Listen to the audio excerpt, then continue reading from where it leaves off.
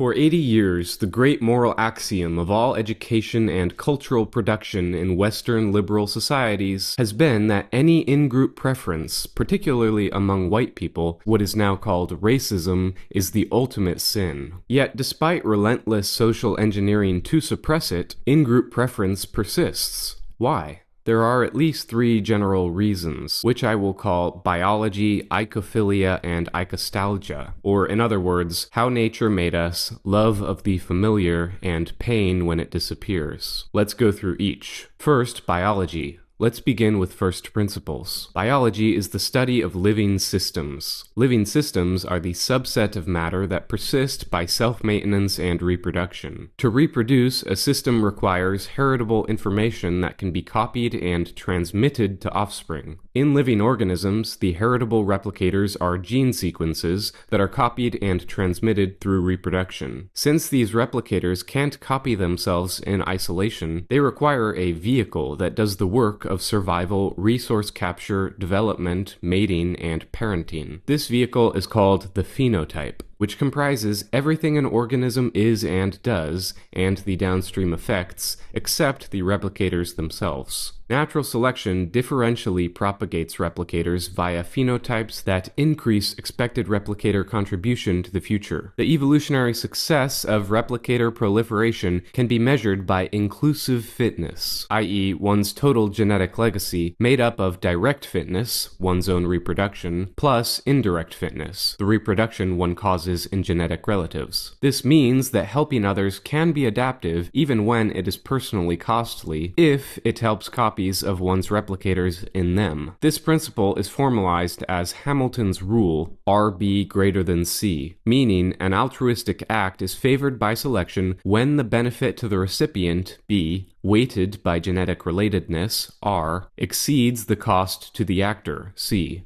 Like all social animals, humans are therefore biologically wired to preferentially help and trust those most likely to share replicators with them. Most reliably, this means close kin, but we also compute inclusive fitness subconsciously, using fast proxies like appearance and scent that historically tracked kinship and alliance. Overriding our biological programming requires costly top-down regulation by way of our prefrontal cortex, which is capable of suppressing but can never erase the underlying default wiring. It's worth noting that in-group preference is hardly a human-specific phenomenon. There is even some evidence for it in plants, which have been observed to shift into a more competitive mode when grown next to non-kin, investing more in root architecture to capture nutrients ahead of competitors, versus when grown next to kin, where they relax and free up more resources for shoots and reproduction. As for animals specifically, a 2015 paper titled Evolutionary Models of In-Group Favoritism says, quote, "In-group favoritism is widely observed in non-humans ranging from primates to microbes," end quote. Our primate cousins are obvious examples, showing strong kin bias and coalition behavior. Females in matrilineal primate societies, like macaques and baboons, form cliques with their maternal relatives, and in chimpanzees, the males of a troop band together and coordinate border patrols, brutally attacking members of rival chimp groups. Robert Sapolsky, professor of neurobiology at Stanford University, said in a 2018 interview that, quote, "Primates are hardwired for us-them dichotomies. Our brains detect them in less than 100 milliseconds. Our views about things are driven by implicit, unconscious processes. A hormone like oxytocin makes you nicer to us and crappier to them. What hormones are good at is magnifying things that are already there. That tells you that us and them is a fundamental fault line in our brains." End quote. Sapolsky's conclusion has been corroborated many times. A 2020 study on chimps, published in the International Journal of Primatology, has even found that competition between groups enhances in-group cohesion. Quote,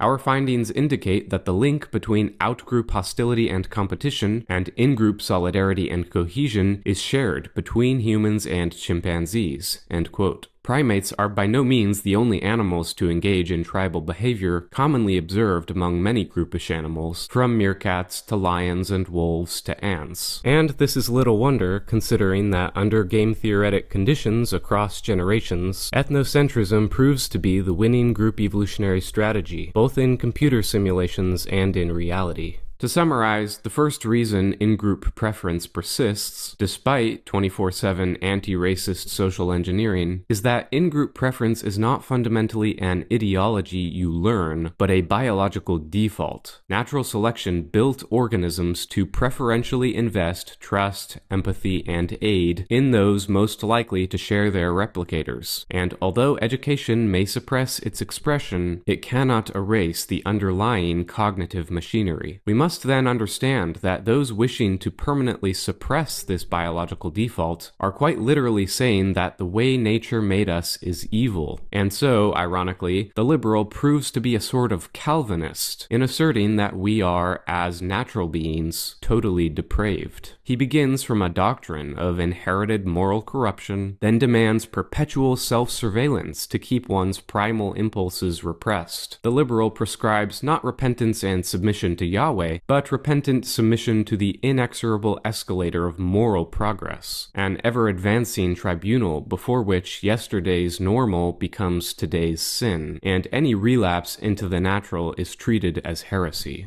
The second reason for the persistence of in-group preference is oikophilia, a word from the Greek meaning the love of the familiar places, people, customs, and inherited ways of life that make a community feel like ours. The French historian Coulanges wrote in his seminal work, The Ancient City, quote, "It will perhaps appear strange to find love of home counted among the virtues, but it was so counted among the ancients. Ulysses, when countless treasures and immortality itself are offered to him, wishes only again to see the flame of his own hearth fire." End quote. What Coulanges is pointing to is a profound felt gravity toward the home world that formed you, the hearth, the hills, the dialect, the rituals, all that makes up the familiar coordinate system in which you learned what is safe, what is normal, what is honorable, what is shameful, and what kinds of people you can rely on. Oikophilia is a love of one's inheritance and living tradition, a loyalty to the particular network of places and persons through which life becomes intelligible and trustworthy. This is why it persists even under aggressive social re-education. You can command people to speak in universalist slogans like "one race, the human race," but you cannot simply delete the deeper fact that the familiar is processed by an organism on a deep subconscious level as that which is low risk, legible, navigable, and desirable, while the unfamiliar is processed as high uncertainty, high cost, and even repulsive. And because society and civilization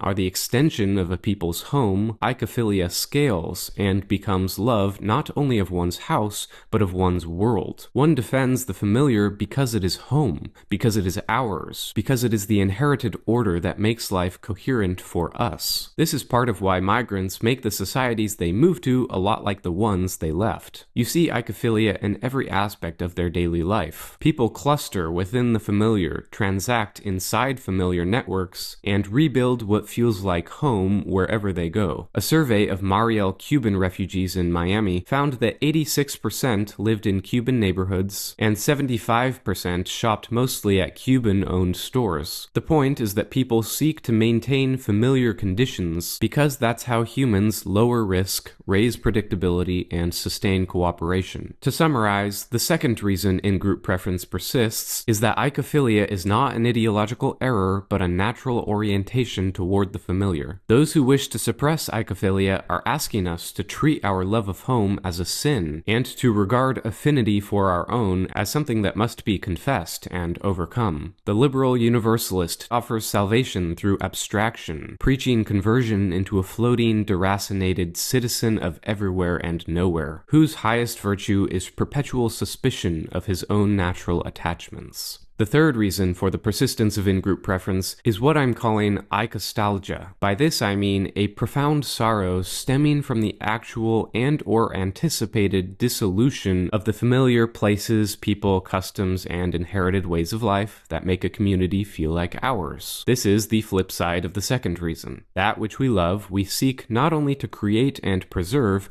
we also mourn its loss. Oikophilia is love of the homeworld, Oikostalgia is grief at its death. When a group perceives that its way of life is threatened by dissolution, dilution, or replacement, they understand at a subconscious level that those replacing them will neither preserve nor perpetuate their ways of life, but instead reshape the cultural landscape to reflect their own traits, which is, after all, only natural. While it is true that individuals can admire a foreign civilization, study it, and even adopt aspects of it, it is also true that the maintenance and perpetuation of a culture and civilization depends on the ongoing investment and reproduction of the biological core that created it. Russian civilization would not be Russian civilization without its Slavic backbone. Japanese civilization without a majority Japanese population would simply not persist, not as anything more than an open-air museum at best, and not that for very long, before it was remade in the image of its new inhabitants. The culture manifest in a particular civilization is to a large extent the extended phenotype of those people that created it. We imprint our preferences, our moral sentiments, and our social technologies into the world. We carve our values into stone, law, habit, architecture, calendar, and story. We don't just live in an environment, we build our world and mold it in our image into a structured field of meanings that makes life intelligible to us. Civilization is, arguably, the apex expression of collective human endeavoring, the glory of man not as a solitary animal, but as a coordinated intergenerational project. It is the effect of billions of man-hours of blood, sweat, and tears, the result of countless unseen sacrifices. And like any information system, it requires a carrier medium, and the carrier medium of a civilization is its people, the biological substrate from which it emerged. Europeans currently are not merely losing policy disputes to political rivals, they are losing that carrier medium that keeps their world alive. The object of loss is not simply territory, but a future in which our home and our kind continues to exist in recognizable form. So, Oikostalgia is not irrational nativist bigotry, it is the natural response to watching the conditions of one's continuity dissolve. What took millennia to build is being unwound in just a few years, and it will not be spontaneously reassembled, because the people who built it and those for whom it was home will no longer exist with sufficient numbers, cohesion, or sovereignty to rebuild it. Absent some kind of reversal, this will not be a temporary setback, it will be permanent. Those vilifying our in-group preference are doing nothing less than demanding civilizational suicide, a forfeiture of our inheritance, an abdication of our right to self-determination, and a surrender of our will to life and continuity.